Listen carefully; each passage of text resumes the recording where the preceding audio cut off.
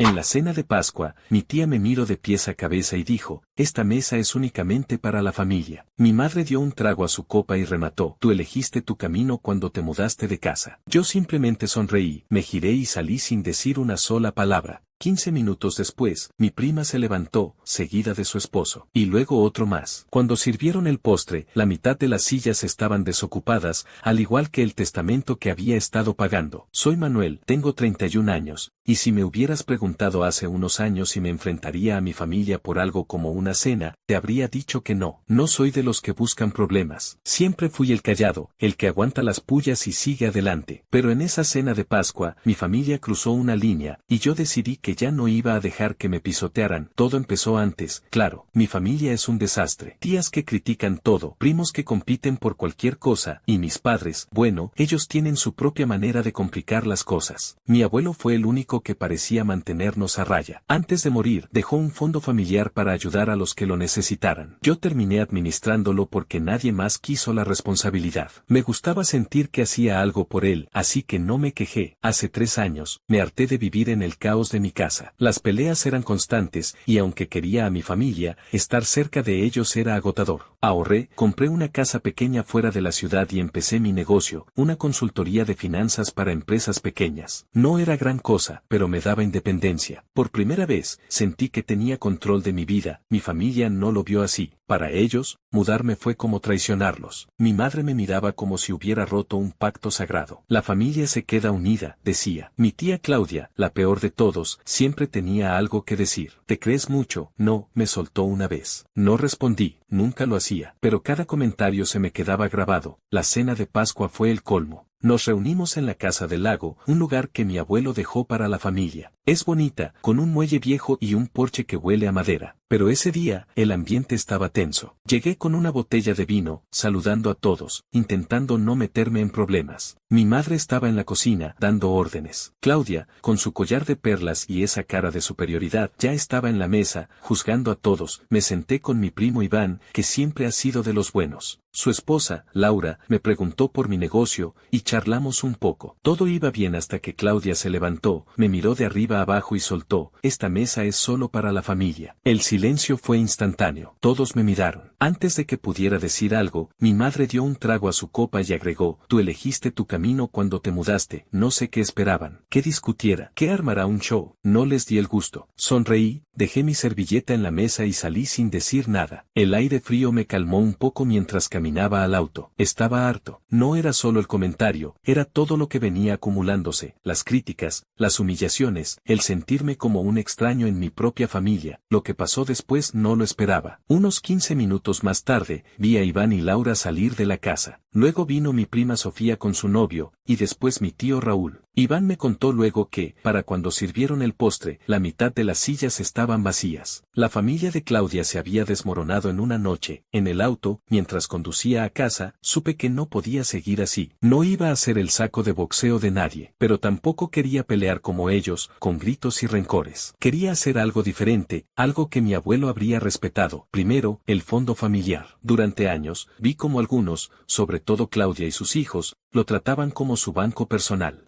Préstamos que nunca devolvían, emergencias que eran viajes o caprichos.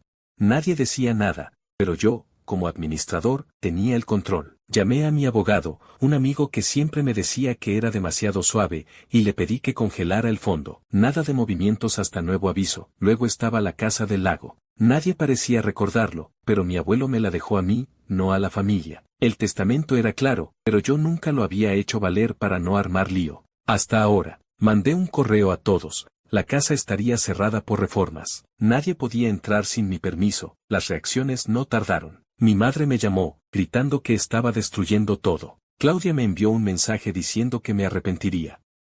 Pero Iván, Laura, Sofía y Raúl me escribieron aparte, diciendo que era hora de poner un alto. Por primera vez, sentí que tenía aliados. Esa noche, en mi casa, mirando al techo, supe que esto era solo el comienzo. Había prendido una mecha, y ahora venía el fuego. Pero no tenía miedo. Estaba listo para hacer lo que fuera necesario, no solo por mí, sino por la memoria de mi abuelo y por la familia que realmente valía la pena. A la mañana siguiente, mi teléfono no paraba de vibrar. Mensajes, correos, notificaciones. Mi madre había convocado una reunión de emergencia familiar para el fin de semana.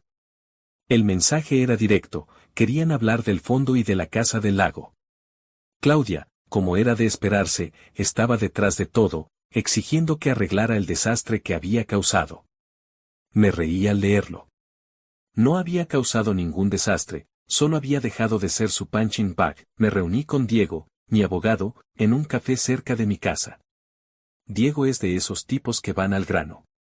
Mientras tomábamos un café que sabía más a carbón que a otra cosa, me miró por encima de sus gafas y dijo, Manuel, esto va a ponerse feo. Tu familia no va a ceder sin pelear. Tienes el testamento y el fondo a tu nombre, pero eso no significa que lo acepten. ¿Estás seguro de seguir adelante? Punto. Sí, respondí sin dudar. No es venganza, Diego. Es hacer las cosas como deben ser, asintió y me pasó una carpeta con los registros del fondo. Lo que encontró no me sorprendió, pero me dio rabia. En los últimos 5 años, Claudia y sus hijos, Marcos y Daniela, se habían llevado casi el 60% del dinero. Emergencias como un coche nuevo, un viaje a Europa, incluso una boda que Daniela canceló a última hora.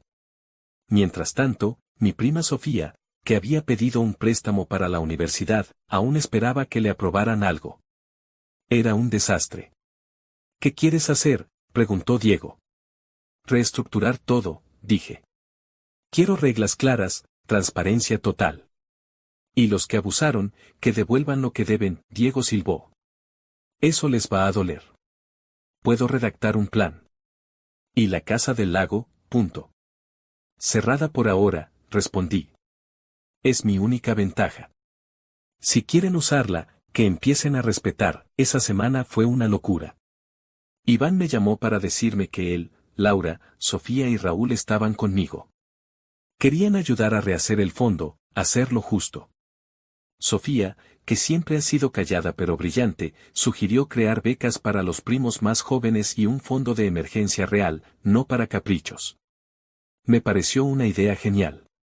Por primera vez, sentí que no estaba solo en esto, que estaba construyendo algo bueno. El sábado llegó la reunión familiar, en la casa de mi madre.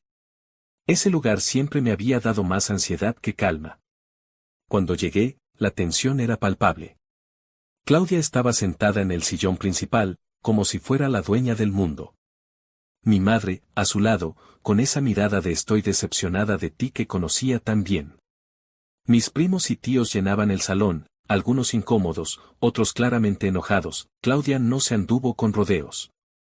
Manuel, esto es ridículo. ¿Cómo te atreves a congelar el fondo y cerrar la casa del lago? Eso es de todos. Respiré hondo. La casa es mía, Claudia. El testamento lo dice claro. Y el fondo, bueno, alguien tenía que parar el desorden. Punto. ¿Desorden?, gritó. Tú eres el desorden. Te fuiste de la familia, empezaste tu negocito, y ahora crees que puedes controlarlo todo. No me inmuté. El fondo se usó mal. Hay gente que lo necesita de verdad, como Sofía para su carrera, y no ha visto un peso. Mientras, tú y tus hijos se han llevado miles para cosas que no son emergencias. El salón estalló en murmullos. Marcos, el hijo mayor de Claudia, se puso rojo. Eso es mentira, gritó. Pero Sofía, desde el fondo, levantó la voz. No es mentira. Pedí ayuda hace 2 años y me la negaron. Pero Daniela se fue a Italia con el dinero del fondo. El silencio volvió, pero esta vez era diferente. Algunos primos bajaron la mirada. Mi madre intentó calmar las cosas. Manuel, no es justo que castigues a todos por unos errores. Punto. No estoy castigando a nadie, dije. Quiero que el fondo sea justo. Voy a reestructurarlo. Habrá reglas claras, un comité para aprobar solicitudes y los que deben dinero tendrán que devolverlo. Claudia se levantó, furiosa. No tienes derecho. Ese fondo es de la familia, punto. Lo administro yo, respondí. Y si no te gusta, puedes demandarme. Pero te aviso, no vas a ganar. La reunión terminó en caos. Algunos, como Raúl, me apoyaron en voz baja. Otros, como Marcos, se fueron dando portazos. Mi madre no me habló, solo me miró como si fuera un extraño. Pero Iván y Sofía se quedaron hasta el final, ayudándome a planear los próximos pasos. Los días siguientes fueron intensos. Con Diego, redactamos un nuevo reglamento para el fondo. Creamos un comité con Iván, Sofía, Raúl y yo. Establecimos becas para estudios y un fondo de emergencia con límites claros. También enviamos notificaciones a los que debían dinero, empezando por Claudia y sus hijos. Sabía que no lo devolverían sin pelear, pero ahora todo era transparente. La casa del lago fue otro tema. Decidí que, por ahora, solo la usarían los que respetaran las nuevas reglas. Iván y Laura pidieron permiso para un fin de semana, y se lo di sin problema. Pero cuando Claudia intentó reservarla para una reunión familiar, le dije que no. Su respuesta fue un mensaje lleno de insultos. No me importó, lo que sí me preocupó fue un rumor que empezó a correr. Marcos estaba diciendo por ahí que iba a arreglar las cosas a su manera. No sabía qué significaba, pero no sonaba bien. Iván me advirtió que tuviera cuidado. Marcos es impulsivo, dijo. Y Claudia lo tiene comiendo de su mano. Una noche, mientras revisaba los números del fondo en mi oficina, alguien tocó la puerta. Era Sofía, con una cara que no me gustó nada. Manuel, encontré algo, dijo, y me pasó un sobre con documentos. Eran recibos y transferencias que mostraban que Claudia había usado el fondo para pagar deudas personales de Marcos, incluyendo un problema con un prestamista que no sonaba nada legal. Esto es serio, dije, sintiendo un nudo en el estómago. Si esto es cierto, no solo es abuso del fondo. Podría meternos a todos en problemas, Sofía asintió. Por eso te lo traje. Pero, Manuel, ten cuidado. No sabemos hasta dónde son capaces de llegar. Esa noche no dormí. No era solo por los documentos, sino por lo que significaban. Una parte de mi familia estaba dispuesta a hundirse con tal de mantener el control. Pero yo no iba a dejar que eso pasara. Llamé a Diego y le pedí que investigara más. Si Claudia y Marcos estaban metidos en algo turbio, necesitaba pruebas. Mientras tanto, el fondo empezó a funcionar mejor. Sofía recibió su beca, y otros primos comenzaron a solicitar ayuda para cosas reales, una operación, un curso, un negocio pequeño. Cada aprobación me hacía sentir que estaba haciendo lo correcto. Pero también sabía que el fuego que había encendido no se iba a apagar pronto. Claudia y Marcos no se quedarían de brazos cruzados, y mi madre, aunque callada, seguía de su lado. Una tarde, mientras caminaba a mi auto, vi un coche desconocido estacionado cerca de mi casa. No había nadie dentro, pero algo me dio mala espina. Llamé a Iván y le conté. Vigila tu espalda, me dijo. Esto no ha terminado, no estaba equivocado. Unos días después, recibí un mensaje anónimo en mi teléfono, para o vas a arrepentirte. No tenía remitente, pero no necesitaba ser un genio para adivinar quién estaba detrás. Llevé el mensaje a Diego, quien me sugirió instalar cámaras de seguridad en mi casa y oficina. No sabemos qué tan lejos están dispuestos a ir, dijo. Pero mejor estar preparados. Mientras tanto, seguí adelante con el fondo. Las becas estaban funcionando, y algunos primos menores, que nunca habían tenido una oportunidad real, empezaron a agradecerme. Uno de ellos, un chico de 17 años llamado Lucas, me escribió una carta diciendo que gracias a la beca podría estudiar ingeniería. Me la guardé en el escritorio, como un recordatorio de por qué estaba haciendo esto. Pero la presión no paraba. Claudia empezó a difundir rumores de que yo estaba robando del fondo, algo que Diego desmintió con los registros que ahora eran públicos para la familia. Aún así, el daño estaba hecho. Algunos tíos, los que nunca se metían en nada, empezaron a mirarme con desconfianza. Mi madre me llamó una noche, no para gritarme, sino para pedirme que parara todo esto. Estás dividiendo a la familia, dijo. Le respondí que la familia ya estaba dividida mucho antes de que yo tomara una decisión. Una mañana, mientras revisaba correos, encontré uno de Raúl. Era corto, pero directo, cuidado con Marcos. Lo vi hablando con unos tipos raros en un bar. No me gustó lo que oí. No daba más detalles, pero no necesitaba más. Llamé a Iván y le pedí que se mantuviera alerta. También contraté a un amigo de Diego, un ex policía que ahora trabajaba como investigador privado, para que siguiera a Marcos. No quería paranoias, pero tampoco iba a ignorar las señales. El fondo y la casa del lago eran solo el principio. Lo que estaba en juego ahora era más grande, mi seguridad, mi tranquilidad y la posibilidad de crear una familia que valiera la pena, no una que se sostuviera en mentiras y abusos. Sabía que el próximo paso sería el más difícil. Claudia y Marcos no iban a rendirse, y yo tenía que estar listo para lo que viniera. Los días siguientes fueron una mezcla de tensión y acción. El mensaje anónimo seguía rondándome la cabeza, pero no podía dejar que el miedo me paralizara. Diego y el investigador que contraté, un tipo callado llamado Javier, trabajaban a toda máquina revisando los documentos que Sofía me había dado. Lo que encontraron fue peor de lo que imaginé. No solo Claudia había usado el fondo para pagar deudas personales de Marcos, sino que él estaba metido en un lío con un prestamista que tenía conexiones dudosas. No era solo un abuso del fondo, era un riesgo para todos. Javier me llamó una noche. Manuel, esto es serio. Marcos debe dinero a gente que no juega limpio. Parece que usó el fondo para tapar agujeros, pero no fue suficiente. Ahora están presionándolo, y él está desesperado. Me advirtió que mantuviera las cámaras de seguridad encendidas y que evitara estar solo en lugares públicos por un tiempo. No soy de los que se asustan fácil, pero admito que sentí un escalofrío. Mientras tanto, el fondo empezó a tomar forma.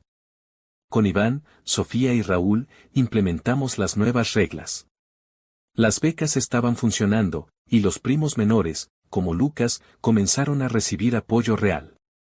Cada vez que aprobábamos una solicitud legítima, sentía que honrábamos la memoria de mi abuelo. Pero también sabía que cada paso que dábamos ponía más presión sobre Claudia y Marcos. Ellos no iban a quedarse callados. Una tarde, mientras trabajaba en mi oficina, recibí un correo de mi madre. Era corto, pero cortante. Manuel, para. Esto ya fue demasiado lejos. Ven a casa y hablemos. No respondí. No porque no quisiera, sino porque ya no confiaba en que ella entendiera mi lado. Siempre había estado del lado de Claudia, y eso no iba a cambiar ahora. Esa misma noche, Iván me llamó. Manuel, Marcos está fuera de control. Lo vi en un bar, discutiendo con unos tipos. Creo que están detrás de él por el dinero. Y, escucha, mencionaron tu nombre. Mi estómago se apretó. No era solo una amenaza vaga ahora, esto estaba escalando. Llamé a Javier de inmediato y le conté. Voy a seguirle la pista, dijo. Pero, Manuel, no hagas nada estúpido. Déjame manejar esto. No hacer nada no era mi estilo, pero confié en Javier. Mientras tanto, seguí adelante con el fondo. Publicamos los registros en un portal que Sofía diseñó, para que todos en la familia pudieran ver cómo se usaba el dinero. La transparencia fue un golpe directo a Claudia. Cuando los primos vieron cuánto se habían llevado ella y sus hijos, las miradas de desconfianza cambiaron de mí a ellos. Incluso algunos tíos que siempre se mantenían neutrales empezaron a hacer preguntas. Una semana después, las cosas se pusieron feas. Estaba saliendo de mi casa cuando vi el mismo coche desconocido de antes, esta vez con dos tipos dentro. No me acerqué, pero tomé una foto de la placa y se la envié a Javier. Horas después, me llamó. Esos tipos están ligados al prestamista. Creo que Marcos les dijo algo sobre ti, tal vez para desviar la atención. Quédate en casa esta noche, voy a investigar más. Esa noche no dormí. Me senté en mi sala, con las luces bajas, pensando en cómo había llegado a esto. Todo lo que quería era hacer las cosas bien, pero ahora estaba en medio de algo que parecía sacado de una película mala. Al amanecer, Javier me llamó con noticias. Había hablado con un contacto en la policía y confirmó que los tipos del coche eran matones de poca monta, pero peligrosos. Marcos les debe mucho, dijo. Y parece que les dijo que tú tienes el dinero del fondo. Creen que pueden presionarte para sacarte algo. Eso fue la gota que colmó el vaso. No iba a dejar que Marcos me arrastrara a su desastre. Llamé a Diego y le pedí que preparara una demanda formal contra Marcos y Claudia por malversación del fondo. También le pedí que enviara una carta a la familia, explicando todo, los documentos, las deudas, el riesgo que corríamos si no poníamos un alto. No quería ventilar los trapos sucios, pero no había otra opción. La reacción fue inmediata. Claudia me llamó, gritando que iba a destruirme. No sabes con quién te estás metiendo, dijo antes de colgar. Pero no todos estaban en mi contra. Sofía, Iván, Laura y Raúl organizaron una reunión virtual con otros primos. Mostré los documentos y expliqué lo que estaba pasando. Para mi sorpresa, varios primos que nunca hablaban se unieron a nosotros. Una de ellas, mi prima Carla, que siempre había sido tímida, dijo: Manuel, hiciste lo correcto. Esto no puede seguir así. Por primera vez, sentí que la familia que valía la pena estaba creciendo. Unos días después, Javier me dio una noticia que me dejó helado. Había encontrado a Marcos y lo había confrontado. No con violencia, sino con pruebas, grabaciones de sus tratos con el prestamista, copias de las transferencias del fondo. Marcos se derrumbó y admitió todo. Dijo que Claudia lo había empujado a usar el fondo para cubrir sus deudas, pensando que nadie lo notaría. Javier lo convenció de que hablara con la policía para evitar algo peor. No sé si fue por miedo o por remordimiento, pero Marcos accedió. Con esas pruebas, Diego presentó la demanda. No solo contra Marcos, sino también contra Claudia. No quería llegar tan lejos, pero no podía dejar que siguieran poniendo en riesgo a la familia. La policía investigó, y aunque no hubo arrestos, la presión fue suficiente para que Claudia y Marcos se retiraran. Claudia dejó de llamarme, y Marcos desapareció por un tiempo. Supe por Iván que se había ido a otra ciudad, tal vez para escapar de sus acreedores. Con ellos fuera del panorama, pude enfocarme en lo que realmente importaba. El fondo se estabilizó. Las becas y los apoyos reales empezaron a marcar la diferencia. Lucas, el chico que quería estudiar ingeniería, me envió una foto de su primer día en la universidad. La puse en mi escritorio, junto a la carta que me había escrito. Cada vez que la veía, recordaba por qué había peleado tanto. La casa del lago fue otro asunto. Decidí reabrirla, pero con condiciones. Solo los que respetaran las nuevas reglas podían usarla. Iván y Laura fueron los primeros en pasar un fin de semana allí, y me enviaron fotos de ellos en el muelle, riendo. Sofía organizó una reunión para los primos menores, una especie de campamento para fortalecer los lazos. Fue la primera vez en años que la casa se sintió como el lugar que mi abuelo había imaginado, un espacio para unir, no para dividir. Mi madre fue lo más difícil. Después de meses sin hablar, me invitó a tomar café. No fue una reconciliación de película. Ella seguía dolida, y yo seguía firme en mis decisiones. Pero hablamos. Me dijo que no estaba de acuerdo con lo que hice, pero que entendía por qué lo hice. No le pedí que se disculpara, y ella no lo hizo. Pero fue un comienzo. Tal vez, con el tiempo, podríamos reconstruir algo. Un año después, la familia era diferente. No perfecta, pero mejor. El fondo era transparente, las becas seguían ayudando y la casa del lago volvía a ser un lugar de encuentros, no de peleas. Claudia no volvió a contactarme, y Marco seguía lejos. Algunos tíos aún me miraban con recelo, pero otros, como Raúl, se convirtieron en aliados. Iván, Sofía y Laura se volvieron mi verdadera familia, los que me recordaban que valía la pena pelear por algo mejor. Una noche, mientras miraba el lago desde el porche de la casa, pensé en mi abuelo. Él siempre decía que la familia no era solo sangre, sino lealtad y respeto. Creo que, al final, logré honrar eso. No gané todas las batallas, pero gané las que importaban. Y aunque las brasas de ese incendio seguían ahí, listas para encenderse de nuevo, yo estaba listo. Porque ahora sabía que podía construir algo mejor, no solo para mí, sino para los que vendrían después.